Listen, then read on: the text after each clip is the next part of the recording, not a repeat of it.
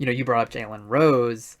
He very famously in the 30 for 30, or I guess technically it's an ESPN Films production, but the Fab Five documentary, he called Grant Hill an Uncle Tom. And I think, as many people have pointed out, like, there's a class-based element to that insult. It's really about the intersection of race and class.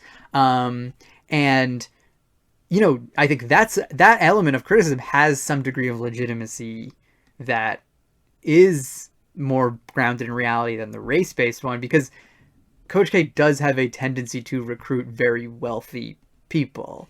I mean, like, he has a number of players who are like the children of former players or coaches. He recruited Austin Rivers, Bobby Hurley, RJ Barrett, Nolan Smith.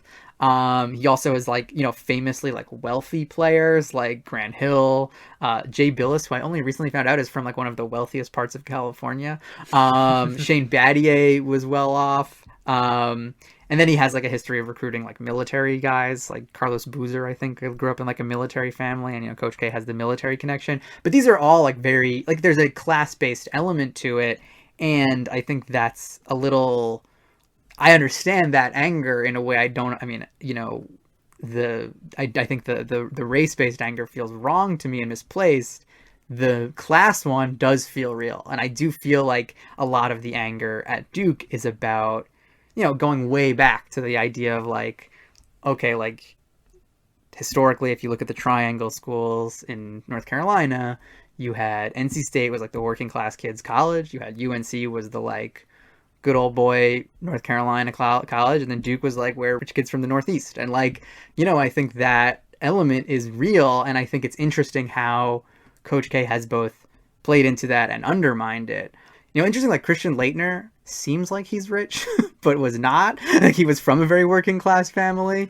Well, that's what he talks about in the I Hate Christian Laettner documentary. Yeah, exactly. Yeah. I'd always assumed he was wealthy. His face is a wealthy person's face. And so you just want to punch. He's got great teeth. You want to punch him in the face because of his stupid smug attitude. Yeah. He just seems like a rich guy's son, but he's not. And there are plenty of working class people who went to Duke. Obviously, you can't have an elite team that's only drawn from one type of person. I mean, you need to cover everybody. But I think there's an interesting element of like class-based antagonism there. Well, okay, so in the documentary, the ESPN Films production of the Fab Five, like Jalen Rose is basically saying like, we felt like, as the Fab Five, all these kids coming from like the inner cities, like Detroit, Chicago, and like Texas, we felt like we were a certain kind of like black athlete that Duke would not recruit. Like, they wouldn't recruit like, guys who shaved their head, guys who were like from, had like a particular kind of attitude, guys who were from like the inner city. And I think like, every coach is picky about their players. So yeah, like Coach K, was more inclined to certain kinds of guys or certain whatever. But it's an unfair notion to act like he wouldn't recruit guys like that, or that he like shied away from that. I mean, like he did, I think like Brian Davis, was that his name? Yeah. Like that's what he says in the Christian Laettner documentary. So it's like, Coach K recruited me, Yeah. And like, I think at the time, like a lot of Duke players like spoke up and were like, oh, what the fuck? Yeah. I remember, Sean Donnery, what was his name? Dockery. Yeah. Like he went like on like a Twitter rant at the time. Oh yeah. Because he was from like, they were like, he's a great example, I think, because he's somebody, I mean, I know he was, again, like he was there when we overlapped a little, and he hit a cool shot against Virginia Tech my freshman year, and it was awesome.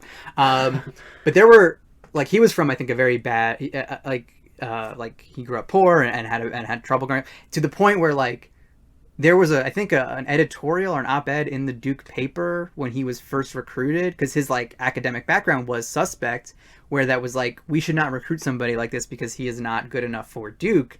And, he did go and he graduated. I think he graduated. I'm not 100% sure, but, he stayed all 4 years, and I believe he graduated. And, if you believe in this bullshit idea that, like, this is the opportunity for these kids and, like, that's why they don't get paid, like, this is the kind of example for that. I think it shows a little bit part of the difficulties of talking about class in America, because like we use education as a proxy for class so often because it is a convenient, like, college educated voters, college educated people. But it's like a lot of working class people go to college. Like they're the ones who, like, for their like their parents didn't go but they went, or maybe they went to college and they don't have a job that requires a college degree or something like that. And so, when you called the school like Duke like a rich kid's school, you're not wrong. But that doesn't mean everybody who's at Duke or who graduated from Duke is a rich person. And so it's just part of the difficulties of talking about class. And like, so even when you have this class resentment that's built at Duke, it's still messy, because like you end up like, yeah, like, painting with such a broad brush that even though there are, I would say, a disproportionate amount of like well-off kids who went to Duke on Duke's basketball team, but like they're not all of them by any means. Like they've had a lot of great players. It's just hard to talk about class in any coherent way.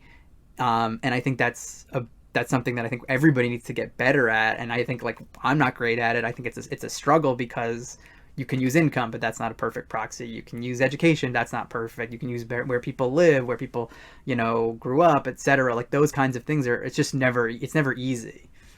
Yeah, and it's like ironic that for me that like this sort of most famous criticism came from Jalen Rose, and it's like it's interesting, I think, to compare like Michigan to a school like Duke. It's like Michigan is it's like the biggest university in the state of Michigan, where which contains like Detroit and Flint, which are two of the like blackest cities in America that have produced a lot of like high profile athletes, many of whom have gone to the University of Michigan. So it like, you would think, being this public university, being associated with these guys, it sort of has this like egalitarian reputation or something, but it doesn't.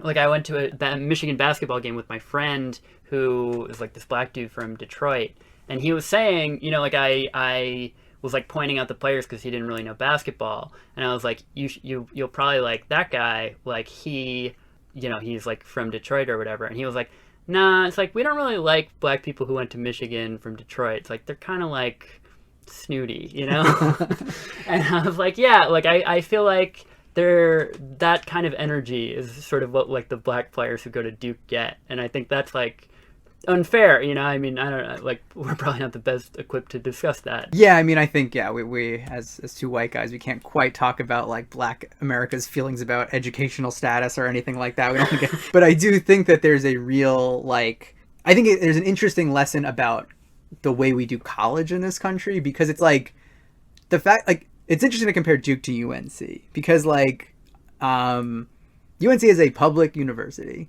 It should and like North Carolina is a state with a lot of black people in it, and UNC Chapel Hill is a diverse student body. I don't want to like paint, but again, it's perceived as a like rich kids school even within North Carolina, because public schools in America are not free. They are cheaper than private schools to a significant degree, and often, especially like a place like North Carolina, which is a very good school, and a place like Michigan or Virginia, but you still have to pay money to go there, and a lot of people cannot afford the in-state tuition even in public schools, and that was a big part of Bernie's whole campaign. And I think like the fact that even public schools in the United States are seen as elitist and inaccessible to a lot of people creates these interesting class antagonisms, where like Duke is, I mean, a lot of the antagonism of Duke is regional, but that's maybe a separate point. But like I think that that there's like this difference between college and not college is bigger than the difference between which college you go to.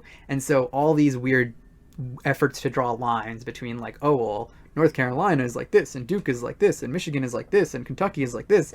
It's like, well, you're in college. Like that's the big thing. That's the thing that's going to separate you from a lot of people who did not go to college at all, or if they did, went to a for-profit college or a community college, or maybe didn't finish. And if you're at a like flagship institution that has a Division I basketball team and you're there for 4 years, you are in a different like set than a lot of people, and that's going to create resentments. It's going to create class divisions. It's going to create things that a lot of our efforts to distinguish between like the the like real street schools and the like oh hoity-toity schools. It's like, you know, like you're looking at like you're looking at 40% of the population and drawing like fine distinctions and ignoring the like huge vast majorities of America that is working class and doesn't have access to that at all.